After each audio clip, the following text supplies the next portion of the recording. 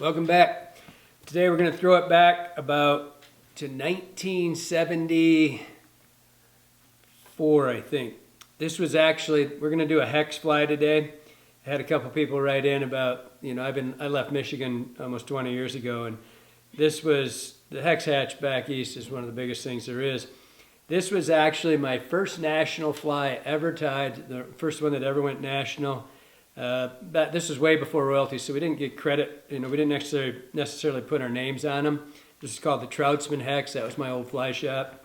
You look in any catalog from 80, I think 81 or 2 is when it first came out, through Mackenzie Fly, which is long gone. This was the only hex there was. I mean, it was the only nationally until Quigley's came out. I think this was the only one there was, but there was always 3 versions of it. I'm going to show you 2. This is the spinner version. I'm going to do the dun because that's what we did. You really seldom fish a dun during a hex hatch. They call it a hex hatch, but generally you're fishing the spinner fall. But this, the one on my right, the only difference is you can see that the wings are laid down, and so you're looking at them spent, and it's got a hackle palmered through it. And for my way of thinking, whenever you see a palmered hackle in anything, mayfly, caddis, I don't care, it's representing vibration. And when you look at these hexes when they hit the water, I mean, these things can be way bigger than this. They can be that long tail and everything. When you see them hit the water, when they're spinners and they just start quivering, and you can actually see the shock waves kind of rolling off the side of them when they're on the water. And so that's why, that's not why we did this originally. We did, hell, this fly has been around for, I think probably the first one I read about was in the 30s, and they're virtually identical patterns. But anyway, we also did one other one that just for a point of reference, everybody wants to do this backwards to my way of thinking. I mean, I've seen them with glow-in-the-dark wings and stuff like that.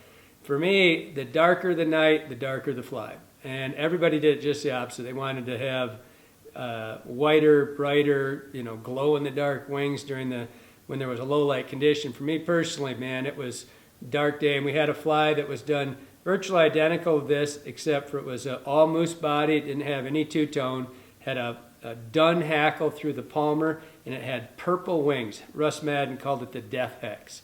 It was like, that thing was so money, and without the light, there wasn't any of the wings showing up, and we just we'd never contrast. We always dark on dark, light on light. So full moons and stuff, because you're running these, you don't usually fish these until about 10:30 at night. And so bright night with moon and stuff, we have bright wings. Dark night, going to have a dark wing. So we're going to do this as close to traditional as I can. I got everything except for I couldn't find any yellow monocord. So I'm going to use yellow 50 GSP. I always traditionally tied that on a yellow monocord. I'm going to have a number 6, 7, 10. Don't really care what hook you use. We tended to use pretty heavy hooks though, because it's dark, you're really close, fish are. It's your best chance at a legitimate dry fly eat when you're going to see a 5 to 10 pound fish, and you're usually around structures and stuff. So we use a little heavier hooks, but it's a 710 3X. Doesn't really matter. 710 is this one, but 3X long is what I use. They're always streamer hooks. Tail's going to be moose body or moose mane. I prefer moose body. Moose mane just gets a little whippy on the end. Sometimes they're a little cracked and stuff. The underbody, this is really unique the way we did this. And there's a funny story behind these underbodies. One of my mentors' name was Tom Noms. He was just a spectacular tyer and incredible angler. And I had one I started fishing this hatch when I was 9 years old, and with Tom and my dad. And I had one of Tom's flies, and I was trying to copy it. And I couldn't figure out how to tie the body. And what I didn't realize, the body was thread, and he just hadn't got his hair wrapped around the hook. And so I kept coming to all these ideas on how to get this thing, this yellow belly. And so this reverse thing, and it's kind of a unique deal the way I do it, and trying to figure out a way to make this body and have it float and all that stuff. But it's a good way. You can do this with a lot of flies. And this is kind of cool because if you don't tie hexes, it doesn't matter. You can adapt some of these techniques, and especially the overwing. I've done on Vimeo. I don't know if I did on one of these, but I did my found link It's the same body style, but the underbody is yellow bucktail, and we want, you know, the just bucktail, not deer body. The overwing is going to be just standard deer hair. You know, back in the day when this was going on, we didn't have any dyed hairs, so you could really easily use, you know, a yellow dye, because they're not really yellow. Their bellies can be kind of creamy yellow, but their backs are pretty close to this. They're just a little tanny brown, and so that deer hair is fine. The wing's going to be just calf tail, and then the last thing we're going to have are the hackles. And I got to tell you, this has got to be one of the frustrating things, because there was still long hackle when I left Michigan, and we could still get these really big hackles. And you can see this one, this next, I kept this around. I mean, I've ate through the sweet spot for tying smaller dries, and I keep all these for this. And these hackles are long, but by old school standards, they're not long at all. And so I went and grabbed they just get worse for what we're doing. I grabbed a bronze Grizzly variant, which I thought this would be a really good, I don't know if you can see that, this would be a really good one. But the problem with what's happened with Hackle is that Hackle, everything's been done for the sweet spot of the necks. Everything's for these feathers right here, right? And so they're all just incredible. These feathers are all 16, 18s, and there's just this giant swath of them through here. But what had happened when we were breeding these things, you know, to make them longer and skinnier, they also, same thing happened to the big long hackles. And so it's really hard to find a hackle that's really good for what we're doing. They're great. The good news is there's a higher barbular count. And so even though you're not getting this big, long displacement, you've got a higher barbular count, so your displacement on the water's better. And so it'll float virtually the same, I'm guessing. I don't know. But then I grabbed this high and dry, which is, these are lower grade necks, and trying to find ones that hadn't been genetically altered to the point where there were no long hackles. And so I went to this high and dry, which is a great quality neck. These things are unbelievable. But I did find a few more of the longer hackles down in here, and longer, not the length of the neck, or not the length of the feather, which is also an added bonus to the way they've been breeding these, but it's the length of the barbulars out the side. And so these things just aren't long enough for a size 4 or 6 fly. So it's kind of a challenge. But like I said, you've got a much higher count per inch. Number of barbulars per inch is what I'm talking about. These the actual feather, not the stem, the sides.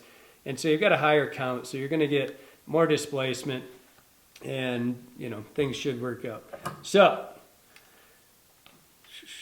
that is boom. Okay, so I'm going to put this in here, and this is a pretty straightforward, pretty fast hook, or pretty fast tie, I mean. And so make sure, like anything, make sure that you leave room for the head. We always talk about this. Don't rush back and start at the eye and just head back, but start right there. And this one's a good idea. This is GSP, by the way. It's a good idea. I like to tie my wings in first on this fly.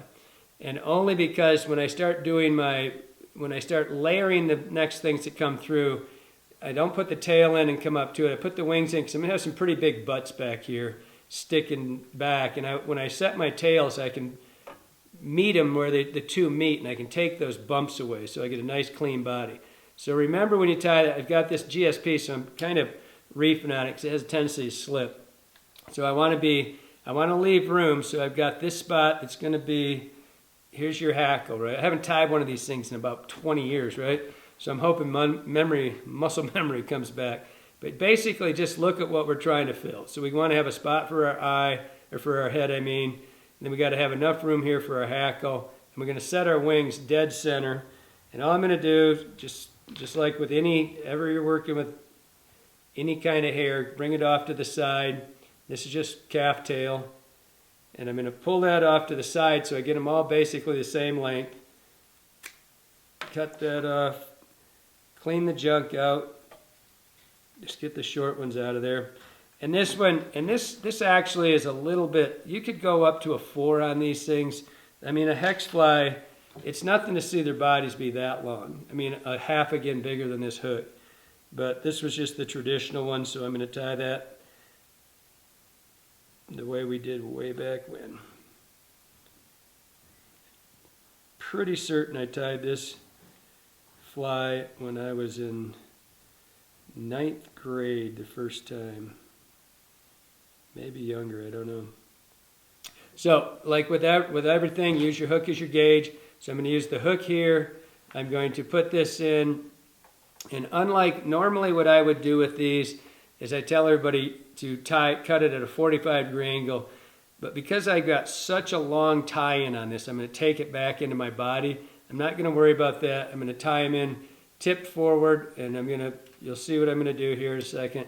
So I'm going to tie it in, and I'm going to give it 2 or 3 really tight wraps, right? I'm going to drop just a couple in front of it, and then I'm going to come in here, and what I do is I cut these from underneath. I cut these in a stagger. I cut it 3 times, and the third one's just a little, so you see I'm going to have high compression on the bottom. So I did 1, 2, 3, and when this is all, when I finish that out, that's going to be really smooth. It's going to be nice and tight. And what you'll see is that I'm progressing, getting, smaller and smaller. I got a few left over here. But what you'll see is, so now I've got a taper developed already. And that's why now when I put my tail in here and my body material, I'll start trying to make them end where these do, or they'll end here, and everything will start blending in because it's going to be a hair body. So now I'm going to take these things and just split them, just get them close, and I'm going to go do a figure 8 between them. And this is why I don't care about them leaning forward right now. And this is kind of a unique style. What I'm going to do is I'm going to go around the wing 2 times, and then I'm going to do a wrap behind.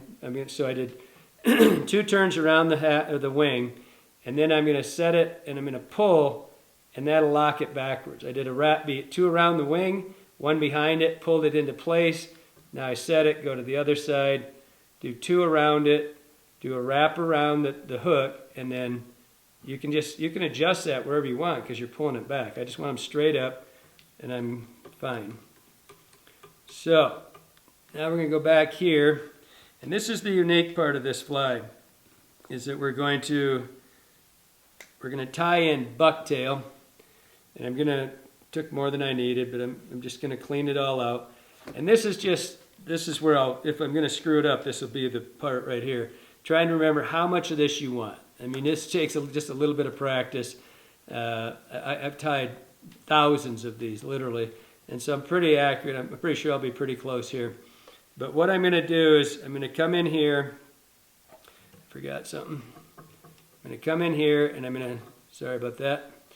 Before, like I said, I'm using this as a taper. So I'm going to cut this, and I'm going to put it right there, so that's the smallest part, right? And I'm going to do this. I'm going to give it 2 or 3 turns. I'm going to roll this under. And then I'm just going to let it roll back. Keep it coming. Generally, I'll come in here and split these just a little bit, so I get it's not that big a deal if you miss a little bit here, if it's not completely even. So come back here. Make sure you get back right to the gouge of the hook. So now I got a little bit of a buildup, a little bit of hair there. So now I'm eliminating those bumps. I'm just making it nice and clean. So when people first start tying this, they have a tendency to race back and put in their tail first, and then you got to fight the tail. So now I've got this nice and right underneath here, and I want you to make one really tight pull before you move forward, just so they're all down underneath. All that body. Then we're going to take this calf, or this moose body. I like to have about 4 or 5 tails. I don't know, whatever. What do I got here? I got 6. God, that would have ruined it. So now we're going to, I was kidding. Now we're going to go in here. We're going to have the tails the length of the body. Then there's no way to, without showing you, I'm going to set this down. The body isn't truly this long, the overall. What you're going to see is we're going to leave these tails. This fly's, I'm starting to break these tails off. This fly's it actually had tippet on it, so it was obviously when I've been fishing. But you can see where this goes back further than and this is what makes this fly and the Found Link series float so well. The hook goes through, breaks the meniscus, and sits down at pops down on these tips of these tails. And boom, it sits down. It's virtually impossible to sink this fly because it sits on those. And so we're going to extend those back. You can see a good 1/4 inch past the bend of the hook. And so the tail actually has to be longer proportionately with using that body. Dropped all those successfully. So we want the tails to be the length of the body, but remember that it's not just this, it's that extension. So a little random length on these tails is kind of, that's all right. So they're kind of splayed out. It doesn't matter if a few of them are longer than the other. So now I'm going to butt that up and I'm going to say, okay, that's about how far that's going to stick back. So I'm going to just give it a little extra. So now I'm going to do the same thing as before. I'm going to come in here. We're going to try to eliminate these bumps, right? So I'm going to tie this in. Let's see, one shorty. We're going to tie this in. Don't worry about them splaying around. But we're going to try to end it right in here so that kind of takes away the bumps. And now, as you do this, if you notice, I'm not really cranking it. And so I've got a few going crazy there. So I'm going to end it right there. I got one crazy one. And what I'm trying to do now is, instead of just reefing down on this stuff that's nice and tight, it'll be just fine. What you're doing is you're trying to build air trap inside this fly. You don't want to just squeeze all your material so tight that they're like this. The more I left that moose body relatively, I tied it in pretty snug right here, and then I just went through it, nice and even tension, not crushing them all down, trying to keep that air trap inside there. And the same thing, if you do this on a different style fly, it's the same thing. Different if you do a smaller version. I do these actually down to like a 16. I don't do the double wing thing, but down to a 16, and you just start trying to eliminate taking all the air out of that body material. So here's the problem child with this fly, is just getting these things all out of your way before you do what we're about to do. You got to pull these tails up. That's a little tiny short guy. I don't want him in there at all. But because it's moose body, it's virtually impossible to break that hair. So now I'm going to take this bucktail. I'm going to pull this down. And again, this is just getting used to, the body, how much of this to use. I could have used a little bit more. Right there. I'm going to come into where the wing ties in. I'm going to pull this forward and just kind of let it, take a look at it. Flip it over, look at your body, and just see that it's going to wrap, that it's all the way around the hook. All right, it's even on each side. I'm going to move this over. Just take a look at it and pull it. Don't pull it really tight though. Just pull it enough while you're looking at it that you know it's going to go up the sides far enough. Then give it a couple wraps and you can kind of reef that down. Cut him off. Now, it's a cool way to do an underbody for a lot of different flies. And then this is a Michigan signature for fur. That's a Michigan thing too. It's not for, it's fur if you're from back there. So for this fly, and I'm pretty certain from everything I can garner, reading all the old magazines and all the old articles about this stuff. And by the way, in the day, they called it the caddis hatch. They didn't call it and they've always called it a hatch, and everybody always fish the spinners, and they always call it the caddis hatch. And it was never a caddis, obviously.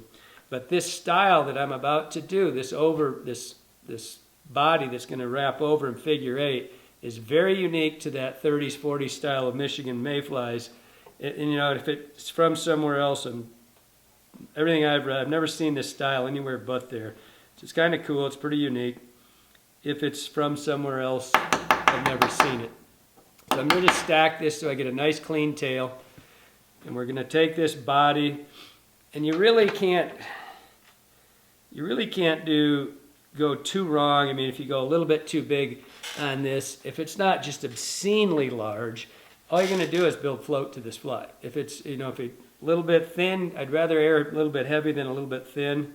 So I'm going to take this, and now what I have to do is I have to set this so that, again, it's going to sit back past the bend of the hook, the tips of this hair. So when I tie this in, these things hit in the water, what's going to create an awful lot. It has as much to do with that. Those flies come down, bam, they flop down like this. I don't care how easy you think you're throwing it. That hook still has to go through the meniscus. You don't want it riding on top of the hook. You want it to sit down in. And so those tips, and again, for a lot of flies, you can do this with your caddis, you can do it with a lot of flies that you're going to throw and you don't want to sink. This tip hair will stop a lot of that sink. So I'm going to take this, I got it nicely stacked, and I want it to be about that long. I'm a little short right there. And you can always go back and just pick this up. Don't race through it. Get the thing where you want it. So now I'm going to I spun my thread to the right, and just like when we do a collar, we're going to tie this in. We're going to hold it nice and tight. I've got my thumb, in my left hand, I've got my thumb and my forefinger, and I'm pinching the body so that this over wing, this over body, can't go around the hook. So I've got it nice and tight, and I pull, as soon as I pull down 2, and don't let go now. Spin your thread to the right so it's kind of tight, and now we're just going to go back in nice, even wraps. Back here, we're going to get back to, it's kind of sloppy right there. Sorry, I haven't tied one of these in about a million years. Going to get back here. And I like to give that 2 complete turns right over top before I accelerate forward. And then just try to you're trying to come up the side. Ugly. Didn't like that one. Only because you're looking at that side. I want to see the X's go across it. And so we're coming in here. We're figure 8ing. Bingo. Now, and what I was just trying to get those figure 8. So you can see the body's covered. You got a nice clean, I'm sure you can see that from there. You got a nice clean break. You just got this brown and yellow, and they're a 2-tone fly, right? This is a pretty much completely nocturnal event. They can't see this stuff, but you got to tie it because you got to think like they do. And so now, this is the hard part. So I pulled 2 of these out. This is an old neck, right? And so it still had a kind of big feather. And then I took one of the high and dries. And so what I do is we always blended these. I always did. I don't know why, but I never used like just the color. We didn't have the colors so much back then as we do now, but I always used a Grizzly, and probably because the Adams, where I'm from, in Traverse City on the Boardman River, and that's the birthplace of the Adams. And that had 2, a Grizzly and a Coachman brown Hackle.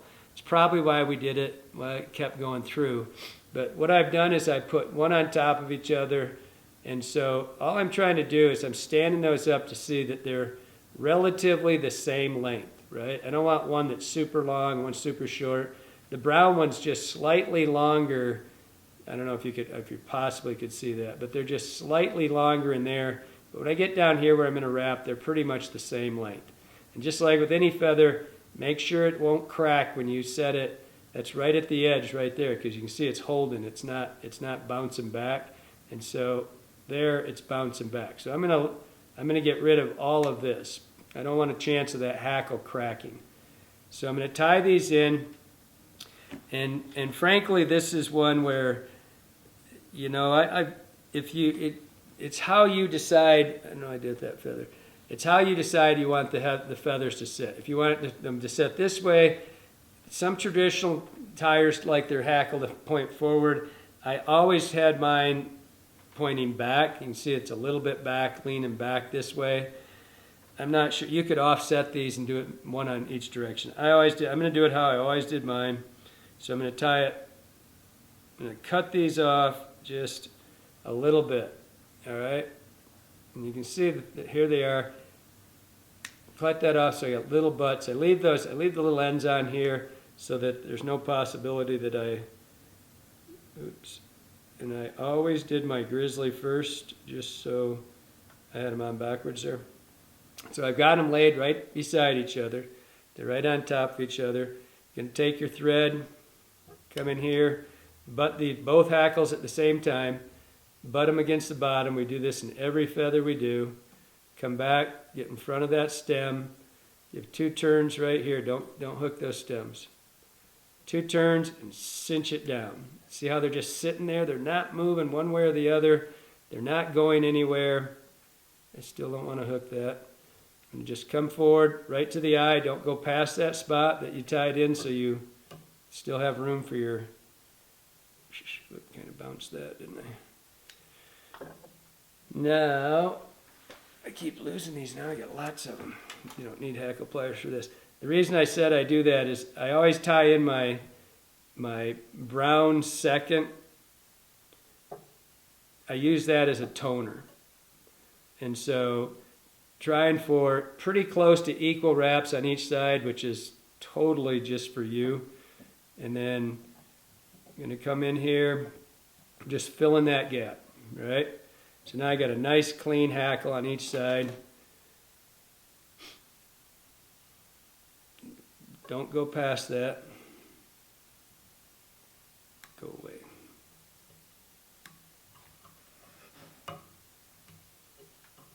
Hey, a little sloppy there. You know, until you tie them on these close-up things, you don't really see this stuff.